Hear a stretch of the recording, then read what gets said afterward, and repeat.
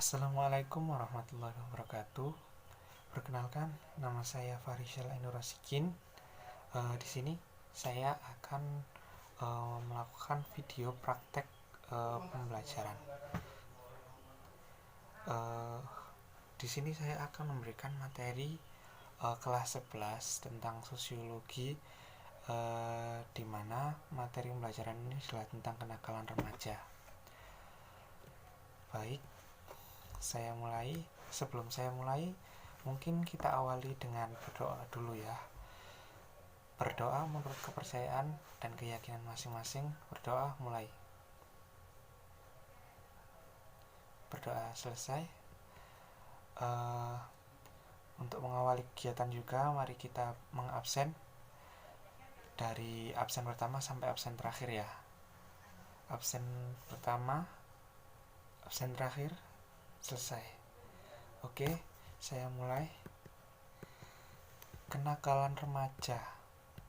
Untuk mempermudah pembelajaran kita mulai dengan apa sih itu kenakalan remaja?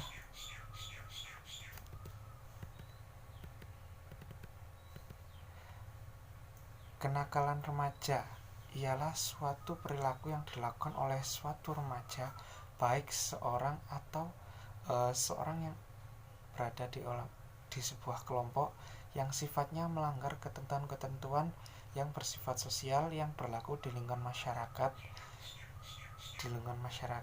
Ini adalah menurut para ahli, yang dimana ini adalah seorang yang bernama Singgi. Dia adalah ahli sosiologi. Dan menurut Kartono, kenakalan remaja adalah kumpulan remaja atau dalam bahasa Inggris dikenal dengan istilah juvenile delinquency, merupakan gejala patologis pada remaja disebabkan oleh pengabaian sosial oleh orang tua maupun lingkungannya.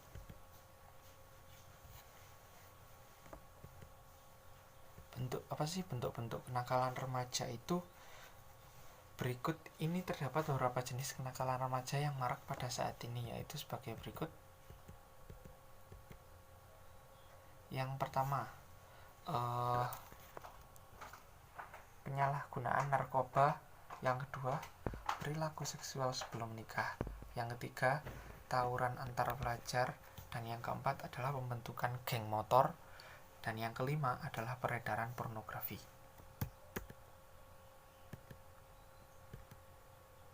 Lanjut ke kapan biasanya sih perilaku ini muncul? Biasanya perilaku kenakalan remaja adalah dilakukan oleh anak-anak di jenjang remaja yang berusia 13 sampai dengan 18 tahun, yang dikategorikan sebagai anak yang memiliki jenjang dari jenjang SMP sampai jenjang pendidikan SMP, SMK, dan SMA. Kenakalan remaja merupakan suatu bentuk pengabaian sosial yang mengakibatkan gejala patologi sosial di masyarakat, khususnya kaum remaja. Kemudian dapat menyebabkan suatu perilaku menyimpang.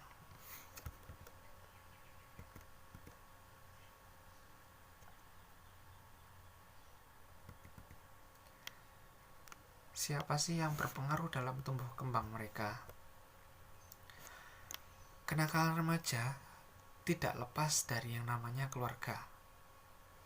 Keluarga adalah tokoh paling penting dalam masa tumbuh kembang anak, karena orang tua adalah figur paling penting bagi anak. Setiap apa yang diajarkan orang tua dari masa anak-anak sampai masa dewasa berpengaruh. Waktu mereka remaja, bagaimana mereka dibesarkan dan bagaimana mereka dididik nanti akan terlihat di masa dewasanya. Yang kedua adalah kelompok. Di masa remaja yang paling berpengaruh adalah kelompok mereka, bagaimana mereka berkumpul, bagaimana mereka, di mana mereka ditempatkan. Itu adalah suatu fase yang paling menentukan juga bagi tumbuh kembang mereka. Pengertian kelompok sendiri bagi remaja adalah kelompok adalah salah satu tokoh penting bagi tumbuh kembang anak. Juga baik itu kelompok bermain, kelompok belajar maupun kelompok diskusi. Kelompok-kelompok ini biasanya disebut dengan teman masa kecil dan teman bermain. Kelompok ini penting karena sangat menentukan tingkah laku mereka. Lalu, di mana sih lingkungan yang paling berpengaruh bagi mereka? Ada 3 lingkungan yang berpengaruh bagi tumbuh kembang mereka.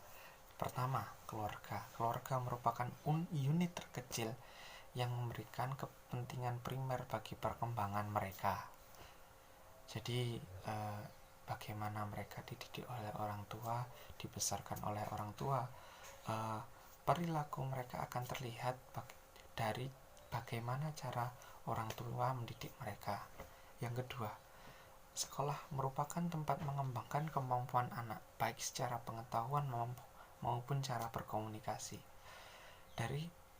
Di sekolah, mereka dituntut agar mereka memiliki pengetahuan bukan hanya tentang pengetahuan umum, tapi juga bagaimana cara berkomunikasi baik dengan teman sebayanya maupun dengan orang yang lebih dewasa, contohnya guru, dan bagaimana mereka di sekolah mengenalkan tentang lingkungan luar.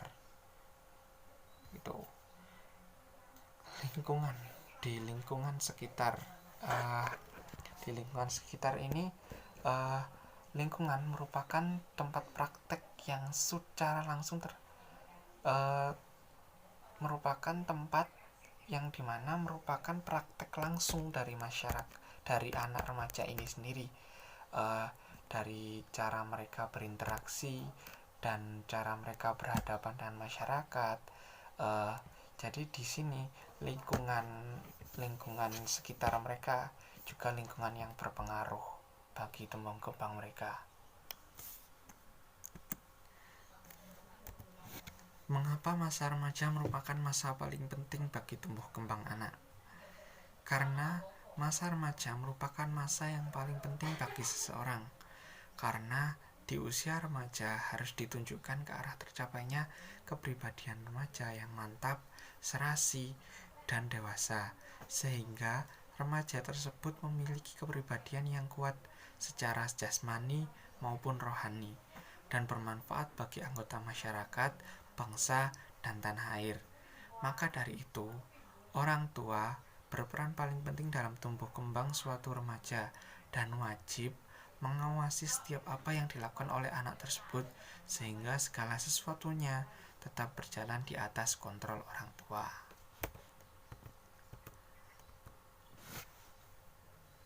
Selanjutnya, bagaimana sih proses terjadinya kenakalan remaja bagi anak?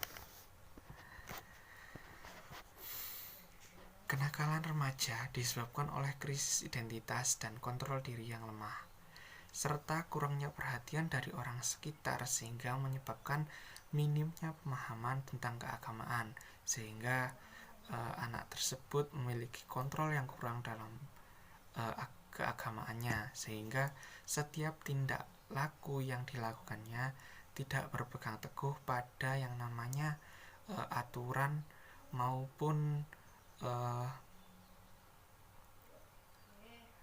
tindak tanduk yang seputar keagamaan. Yang kedua, kebutuhan fisik maupun psikis yang tidak terpenuhi sehingga tidak mendapatkan kompensasi yang seharusnya didapatkan anak seumurannya, dan juga anak tidak dibiasakan dengan disiplin dan kontrol diri yang baik sehingga muncullah masa pemberontakan anak. Di sini ketika orang tua tidak dapat memenuhi kebutuhan yang sangat-sangat dibutuhkan oleh anak, maka anak akan merasa minder dengan apa yang dimilikinya karena tidak dapat yang sama dengan yang dimiliki oleh orang lain, oleh teman-teman sebayanya, sehingga dia merasa kurang dan dia mulai melakukan merasa pemberontakan terhadap orang tua karena dia merasa tidak adil dalam dirinya. Tuh.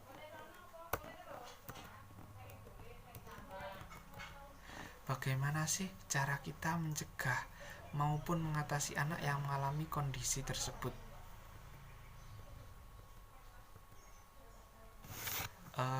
3 cara mencegah kenakalan remaja.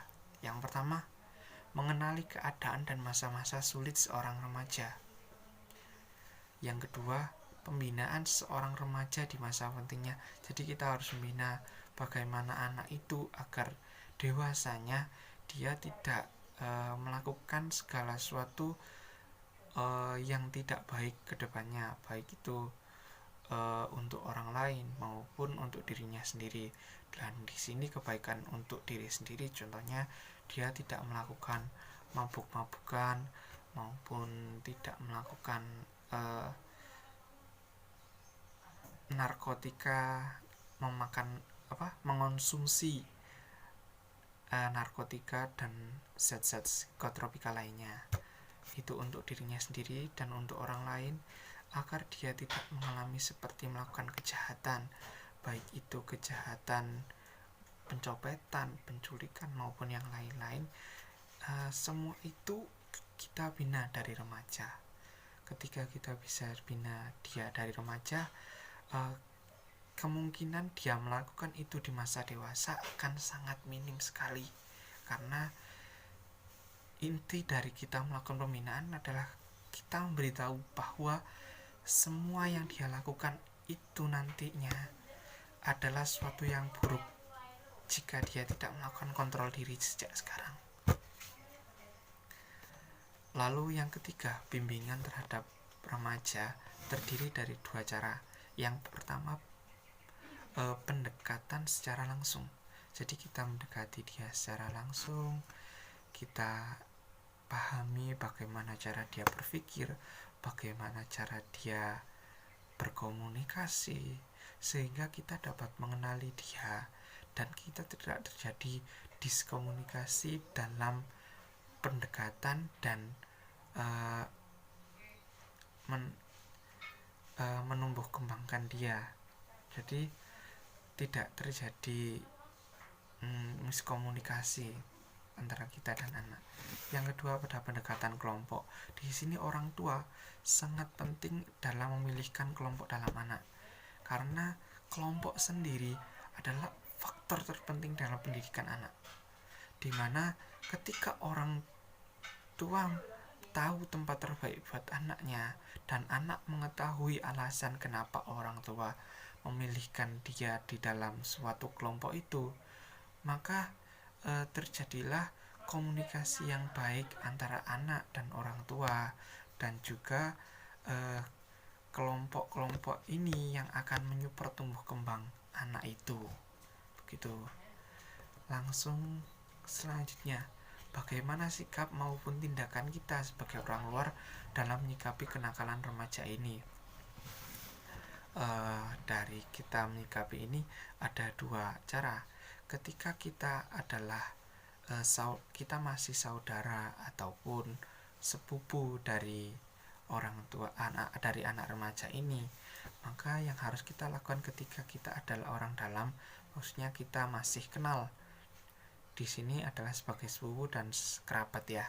Ketika kita melihat perilaku seorang yang menyimpang, apabila kita mengenali remaja tersebut, maka wajib kita memberikan wejangan dan melaporkan segala sesuatu kegiatan anak tersebut kepada orang tuanya.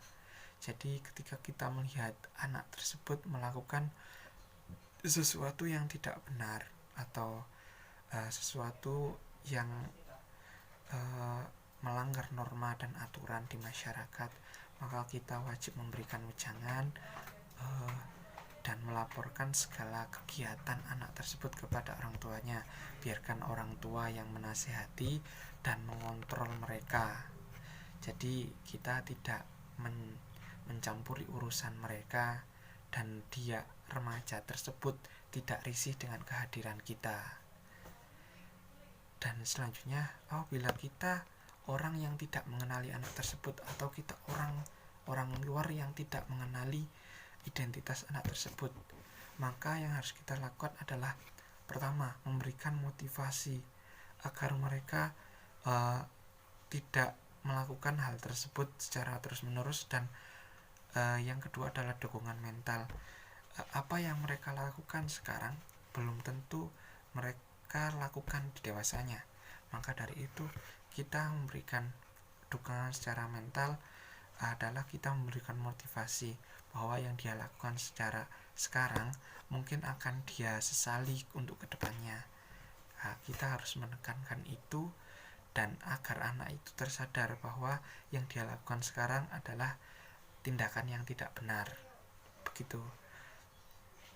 Sehingga kita adalah bagi mereka, kita adalah orang yang penting bagi mereka, karena kehadiran kita menggantikan orang tua dari dia sebagai orang yang paling penting dalam hidupnya, begitu. Mungkin untuk itu saja dari saya. Apabila ada kekurangan atau kesalahan kata, saya mohon maaf.